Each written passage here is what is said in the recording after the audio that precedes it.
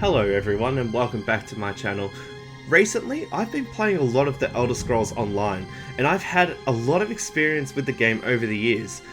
I originally played the game at launch right back in 2014 and quickly stopped, and that's because, and I'll be blunt here, the game sucked. It really sucked. I returned back when Tamriel Unlimited was released, and once again I left shortly afterwards. This time, however, I really just felt that the game wasn't for me, despite being an Elder Scrolls fan. With the recent release of Classic WoW and having played retail since Wrath of the Lich King, I was very excited to be going back to the old game and hitting level 60 to experience the old content and what I had missed. I got into the game just like everybody else around launch day, hyped up, ready to go. I made a character and started the long journey to level 60. And that's where that ends. I made it to about level 19 and I just stopped. I felt like I was doing the same thing over and over again and I just wasn't having fun. And I wanted to try something new. I wanted a new flavor for an MMO. But before we begin today's story, if you like my story, consider hitting the like button on the video. It tells me you want to see more content like this, and also consider subscribing and hitting the bell icon. But with that, let's get into my first day in Elder Scrolls Online. Since I started playing WoW, I've really enjoyed MMORPGs, and recently I've been itching to jump into one. I have tried many over the years: World of Warcraft, as I mentioned, Black Desert Online, Old School RuneScape, Final Fantasy XIV, Neverwinter, and Star Wars The Old Republic. And whilst they are fine games, none of them really scratched the itch I was looking for. Finally, one day I came across, I was looking through my Steam account and I saw ESO. So I downloaded it half-heartedly, knowing that I'd had very mixed feelings about whether or not I was going to actually try it again. I started a new character and decided to play through the tutorial, the prologue area of Cold Harbor, before being dropped off on the starting island for the faction that I chose. I ran around looking for quests and exploring, and before you knew it, I had clocked up 3 or 4 hours without even realizing how long I'd been playing for. As I sat back in my chair, I actually smiled, because from the short time I'd been playing the game, I had experienced some really interesting and varied content. From saving a thief from prison, from an orc named Bosek, retrieving some artifacts from a crypt for a mage that I needed some help, and saving a captain's crew from capture. All this led to a heist to get off the island, and the story wove those 3 characters and myself together and saw us work as a team to escape and get off the island before being put on another island, ready to start and look for a new adventure. I haven't felt so engaged when playing an MMORPG before. Normally when I play these types of games, I have YouTube or a Twitch stream on my second screen on my computer, so I have some background noise to help me get through the quiet points of grinding and leveling up.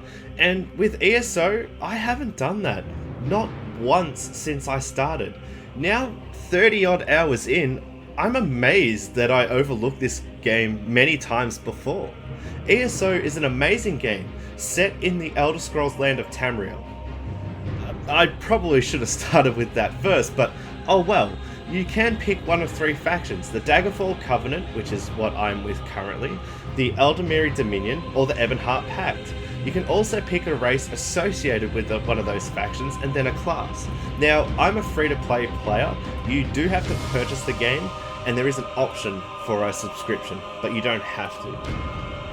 At the moment, I have access to a Dragon Knight, which is the one I picked, a Sorcerer, Nightblade, or Templar. There is also the Warden and Necromancer. The Necromancer is actually a fan-picked class. The development team heard how much players wanted it and added it into the game. That shows you just how dedicated this development team is. It's one thing to say it as the game started off really poor and then got fixed, but to hear that they're actually actively listening is amazing and adding things that people want. Once you have created your character and played through the prologue, you can actually quest anywhere in the world that you have access to. Players who pay for the sub fee have access to content, all of it. aside from the latest, which at the time of this video is Elsewhere. I have not used this feature yet, as I want to experience it as much as I can before moving on. The game makes this possible, however, due to the game scaling according to your level, meaning even the original content is still viable even when you hit the level and champion point cap. More on this on another video though, as I have not yet hit level 50. The combat system is unique, making you pick a base class that can be anything you want.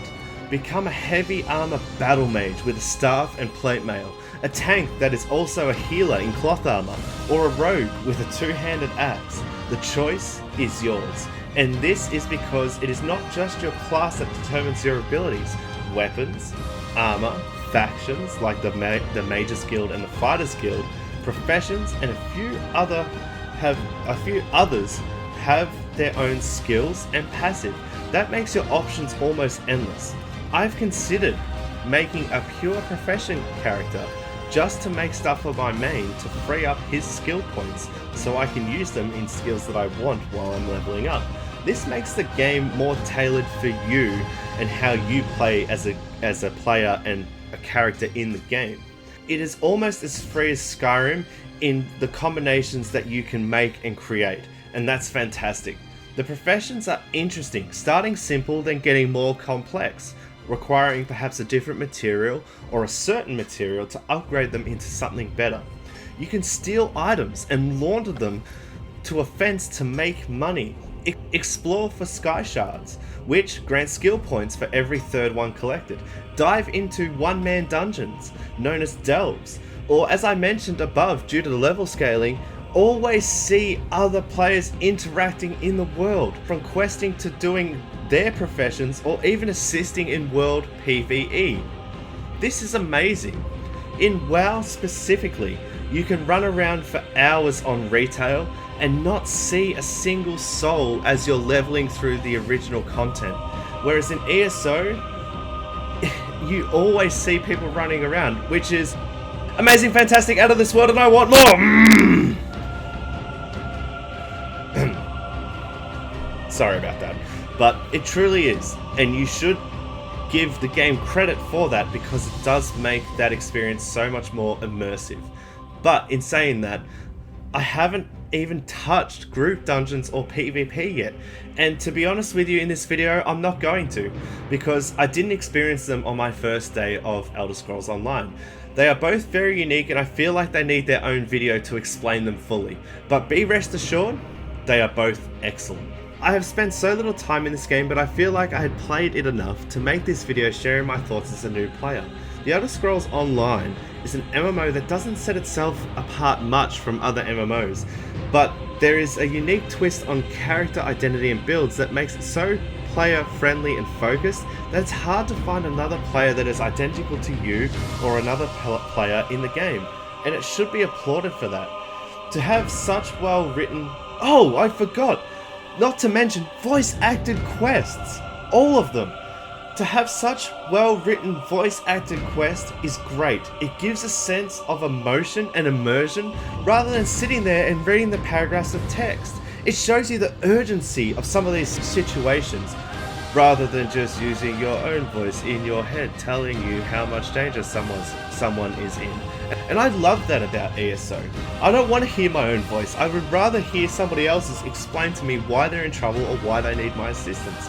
It's fantastic, and I wish other MMOs would do this away from the ones that I've already described. From my short time in Tamriel, I have had some truly wonderful experiences and adventures to go on. I look forward to exploring more of the game and hitting level 50 so I can start some PvP, even though I know you can do PvP now, and experience some of the new content soon. I suppose I made this video to tell you whether or not you should play The Elder Scrolls Online in 2020. Even if you never have before, or you have and you want to come back, or you've seen it on the shelf and always thought about trying it but never really considered it. The answer to that question is yes. Yes, yes, yes, you should. It is an experience that you should at least try. The base game itself can be purchased very cheaply, now, and there is so much content to play before you even start to consider becoming a subscriber and accessing new content. I myself will be becoming a subscriber in about 2 weeks from recording this video, as I hit my 1 month since starting my new character.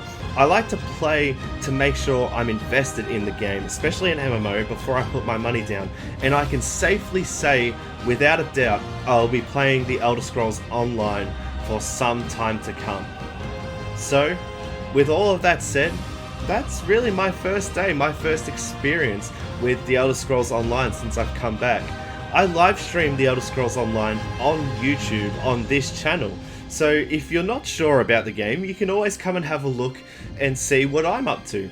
I'm playing through the base game at the moment, and I will be going through it all the way through to Greymoor, which is the current content. So it's going to take me a while, but I will get there eventually. So if you're around, come and say hello. If you're a new player, I would be happy to help you with what I know, to help you get you into the game. I don't know much because I'm new, but whatever I know and I can share with you, I will. So please feel free to come and say, yo, what's up? Veteran players, if you want to give me some tips, of course, I'd be more than happy to take them on board, but please, no spoilers. I would really like to experience this game for myself, and I hope that you will respect that as well. Please, once again, give this video a like if you enjoyed it, and subscribe to the channel for more ESO content. I have enjoyed this game so much that I haven't done a Red Talk, which is one of my other videos that I do on this channel, in about a week and a half. So that should show you just how engrossed I've been with this game. And with that, you have an awesome day. There are more Red Talks to come, rest assured. Thank you for your awesome support, and I will see you next time. I'm out.